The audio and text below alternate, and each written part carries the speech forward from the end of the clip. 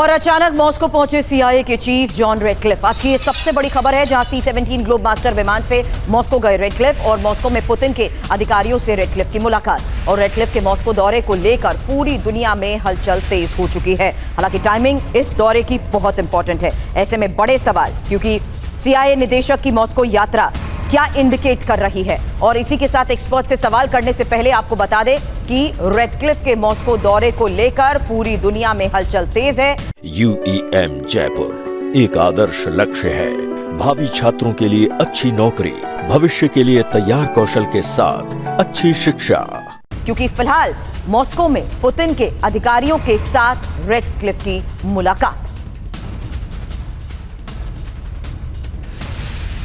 और देखिए इस बीच एक और बड़ी खबर, बेहद ही गोपनीय तरीके से जॉन रेडक्लिफ की जो मॉस्को यात्रा है वो हो रही है। मॉस्को में यूएस डिप्लोमेट की गाड़ियां नजर आई हैं। ये देखिए आप तस्वीरें, रूसी जमीन पर अमेरिकी गाड़ियां, अमेरिकी विमान लैंड कर रहा है। रेडक्लिफ पहुंचे हुए हैं, सीआईए चीफ। राजनयिक वाहनों का काफिला देखा गया है। रूस की तरफ से कहा गया हमें इसकी जानकारी नहीं। तो एक तरफ मॉस्को में सीआईए चीफ रेडक्लिफ और दूसरी तरफ यह कहा जा रहा बहुत ही गोपनीय तरीके से इस पूरे दौरे को रखा गया है। हालांकि अब तो तस्वीरें भी सामने आ गई हैं। आखिर इसे गोपनीय रखने का फिर मकसद क्या है, क्योंकि रूस की तरफ से अब भी यह कहा जा रहा है कि हमें इसकी जानकारी नहीं है। एक तरफ विमान जो ग्लोब मास्टर विमान है अमेरिकी, वो लैंड करता हुआ नजर आ रहा है।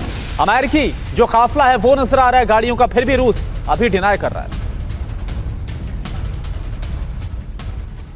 पर है और सवाल ये कि क्या कुछ बड़ा होने वाला है, क्योंकि वॉशिंगटन के मिलिट्री बेस से C-17 की उड़ान विमान ने अमेरिका से लातविया की उड़ान की और विमान मंगलवार करीब 9 बजे मॉस्को रवाना हुआ। मॉस्को के वुनुकोवो एयरपोर्ट पर विमान उतरा। विमान RCH 4555 कॉल साइन से उड़ रहा था और रूसी एयर स्पेस से होकर मॉस्को पहुंचा है विमान। और एक और बड़ी खबर, यूक्रेनी आर्मी ने रूस पर तत्काल हमले रोक दिए हैं। अमेरिका के कहने के बाद हमलों को रोका गया है। रूस पर अगले 48 घंटे यूक्रेन हमला नहीं करेगा। रूस यूक्रेन में तनाव कम करने की कोशिश है। और इसी से जोड़कर क्या इस दौरे को, जॉन रेडक्लिफ के दौरे को जोड़कर देखा जाए, क्योंकि यूक्रेन ने रूस पर अपने हमलों को रोक दिया है। अभी फिलहाल एक ब्रेक, एक विराम लगाया गया है और यह विराम 48 घंटे का अमेरिका ने कहा और यूक्रेन ने यह माना।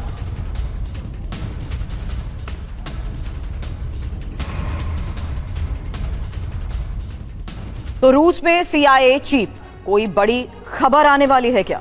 क्योंकि C-17 ग्लोब मास्टर की मॉस्को में लैंडिंग। ऐसे में सवाल यह कि क्या ट्रंप मॉस्को की यात्रा पर जाने वाले हैं।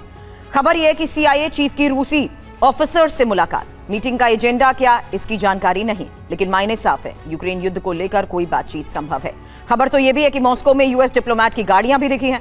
इसके मायने साफ है, जहां युद्ध कैदियों का आदान प्रदान भी संभव है। और खबर है कि क्रेमलिन और पेंटागन की रहस्यमयी चुप्पी, इसको लेकर भी बड़े सवाल, जहां पर्दे के पीछे कूटनीतिक हल की सुगबुगाहट भी मिल रही है। हालांकि यात्रा से पहले यूक्रेन ने रूस में हमलों को रोका है। साफ है, रूस यूक्रेन में तनाव कम करने की ये कोशिश है। हमारे सहयोगी मनीष झा इस वक्त हमें ज्वाइन कर चुके हैं। मनीष, सीआईए निदेशक जॉन रेडक्लिफ की अचानक मॉस्को यात्रा, वहीं अमेरिकी C-17 सैन्य विमान का मॉस्को में उतरना, क्या इंडिकेट कर रहा है ये? देखिए, फरवरी से तो प्रेसिडेंट ट्रंप ये भूल गए थे कि रूस और यूक्रेन के बीच में जंग चल रही है और वो ईरान में बिजी थे। अब जबकि ईरान में उनको रिजल्ट नहीं मिला, तो एक बार फिर वो दुनिया को ये बताने चले हैं कि देखिए मैं पीस मेकर हूँ और रूस यूक्रेन का युद्ध मैं रोकने की कोशिश में जुटा हुआ हूँ। बस अंतर यह है कि पहले उनके जो स्पेशल इन्वॉय थे स्टीव विटकॉफ, वो जाया करते थे मॉस्को। अब उन्होंने सीआईए चीफ को भेजा है। और ठीक उसी पैटर्न में जैसे कि जब राष्ट्रपति बाइडेन कीव गए थे तो उस वक्त अमेरिका ने रूस से कहा था कि आप कीव पर अटैक मत करिएगा, ठीक उसी तरह से जब सीआईए चीफ मॉस्को पहुंचने वाले थे तो मंडे को ही यूक्रेन को अमेरिका की तरफ से संदेश आया कि अगले 2 दिन तक आप ड्रोन से मॉस्को के आसपास अटैक मत करना, वहां पर हमारे एक सीनियर ऑफिशियल्स जाने वाले हैं।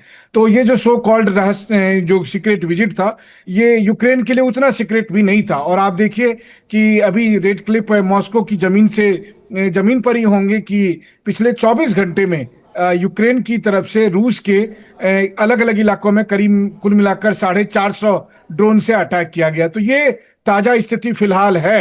अब इन सब के बैकग्राउंड में देखा जाए तो हो सकता है कि दुनिया में एक बार फिर मैन बनने के लिए प्रेसिडेंट ट्रंप कहें कि मैं रूस जाना चाहता हूं। पिछले हफ्ते उन्होंने कहा था कि वो किम जोंग उन से मुलाकात करना चाहते हैं। तो उनका मकसद है ये दिखाने के लिए कि देखो अमेरिका सुपर पावर है। कभी वो जिनपिंग से मिलते हैं, कभी किम जोंग उन से मिलते हैं, कभी वो पुतिन से मिलने की बात कर रहे हैं। लेकिन सबसे बड़ा सवाल यह है कि ईरान में इस तरह से अमेरिका को मिली असफलता के बाद क्या वो इस पोजीशन में है कि रूस को, यूरोप को, यूक्रेन को वो दबाव डलवा कर कोई भी शांति प्रस्ताव बनवा सके।